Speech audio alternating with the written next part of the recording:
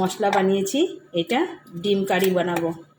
ঠিক আছে, ডিম কারিও বলতে পারো, আর কেউ ডিমের ঝুল বলে, কিন্তু আমি ঝুল বলছি না, ঝুল তো সেরকম দেবো না, তাই ডিম কারি বলছি। এটা তোমার পোলাও টোলাওয়ের সঙ্গে ভালো লাগবে, পরোটা রুটি সব কিছুতেই যায় এটা।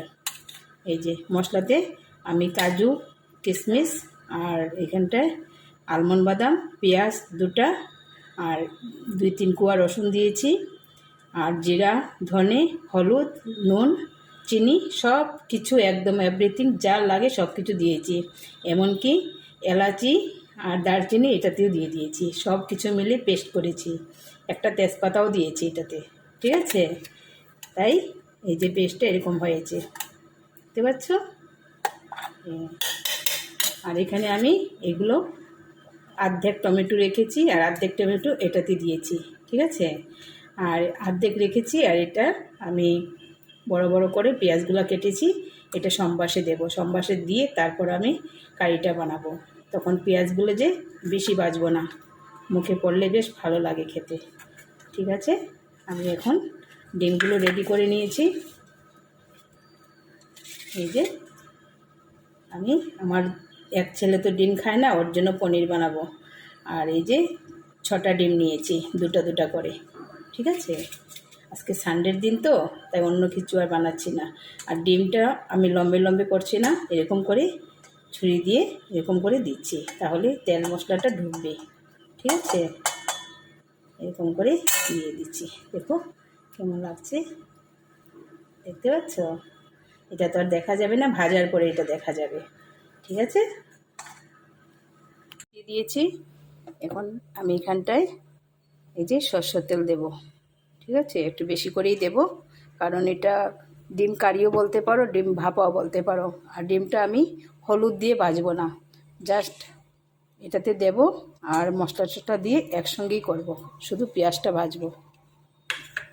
পেঁয়াজ আর ওই যে টমেটো আছে না, টমেটোটা ভাজবো। একটু অন্যরকম করছি আমি, আমার মতো করে করছি, তোমাদের যদি ভালো লাগে তাহলে তোমরা করবে।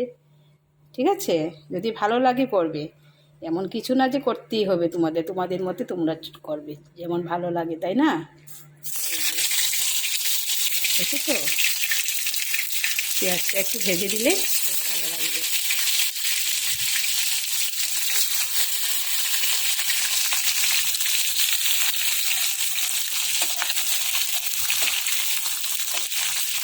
এটাকে অনেকে ডিম ভাপাও বলে, কেউ বলে ডিম কারি, কেউ বলে ঝোল, জানি না কে কেমন কি বলে, কিন্তু আমি এটাকে ডিম কারিও বলি, ভাপাও বলি, দুটোই বলা চলে। কারণ ঝোল তো দিচ্ছি না, কারণ ঝোল বলে তো লাভ নেই। ঠিক আছে, স্টিমটা বাড়িয়ে দিলাম। পেঁয়াজটা একটু ভাজা হয়ে গেলে টমেটোটাও ভাজা হতে হবে, টমেটোটা ভাজা হলে না একটা ফ্লেভার আছে, কাঁচা গন্ধটাও চলে যাবে। এটা দিয়ে তারপর আমি ডিমটা তো অলরেডি ফাটিয়ে দিয়েছি, এই যে ডিমটা দিয়ে দিচ্ছি, একদম হোয়াইট ডিম। এটাতে হলুদ কিছু দিইনি, কারণ আমি মশলা তো অলরেডি করেই নিয়েছি না। এই যে ভাজা হোক, এখন আমি একটু নাড়া দেব। ঠিক আছে, এই যে এখন একটু নাড়া দেব,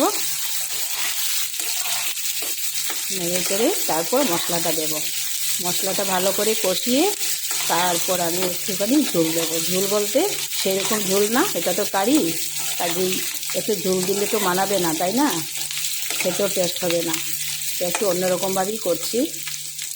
আর মেন হয়েছে মশলাটা যে না, খেতে ভীষণ টেস্ট লাগে, এটা রুটি পরোটাতে ভীষণ ভালো লাগে।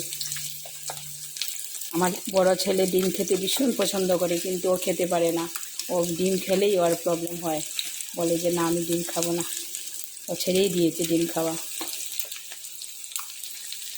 এই যে হচ্ছে এটা, এই যে দেখতে পাচ্ছ আমি যে ডিমটাকে কেটে দিয়েছি না, এই যে এখন দেখা যাচ্ছে, কিন্তু হলুদ দিলে আরও দেখা যেত, আমি হলুদ দিইনি তো, তারপরেও দেখো ডিমটাতে যে মশলা ঢুকবে তার জন্য আমি কেটে কেটে দিয়েছি, এটা দেখা যাচ্ছে। ঠিক আছে, দেখতে পাচ্ছ? এখন আমি ডিমটা নামাবো না, এটার মধ্যেই আমি মশলাটা যে বানিয়েছি এই মশলাটা এখানটায় দিয়ে দেব, একদম নামানামি কোনো সিস্টেমই নেই এটাতে। বুঝেছ, যা করবো একবারই করবো। লাস্টে এটা ধুয়ে জল দেব।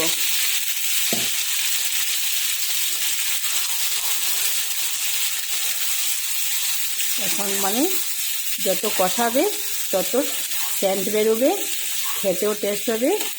আর কি বলবো, এটার আর জবাব নেই। ভীষণ টেস্ট হয়, কিংবা একবার বানিয়ে খাবে। মাছ মাংস সব কিছুতেই হার মানিয়ে নেবে, মাছ মাংস ভালো লাগবে না। যারা ডিম পছন্দ করে, আর যারা পছন্দ করে না তারপর তাদের তো আর কি বলবো, হয়তো ওরকম বানালে মশলাটা তো খেতে পারবে। আমার ছেলে তো মশলা খাবে, কিন্তু ডিম খাবে না, মশলা খাবে। ভীষণ পছন্দ করে মশলা খাওয়াটা। এই যে তেল ছেড়ে দিয়েছে, দেখছো, তেলটা ছেড়ে দিয়েছে। মশলাটা প্রায় কষানো হয়েই গেছে আমার। মশলাটা যত ভালো করে কষাবো তত মানে টেস্ট হয়। এখন আমি মশলা ধোয়া, এই যে মশলাটা ধুয়ে এখানটায় জল নিয়ে নিয়েছি, যেটা দেবো আমি এখানটায়। এই যে দিয়ে দিলাম। বেশ হয়ে গেল, এখন আমি ঢেকে রেখে দেবো।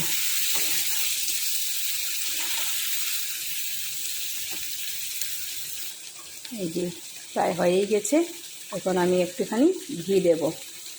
সব মশলা তো আগে দিয়ে দিয়েছি, আর এখন একটুখানি ঘি দিয়েছি। বেশ হয়ে গেল, ঠিক আছে। এখন আমি নামিয়ে নেব।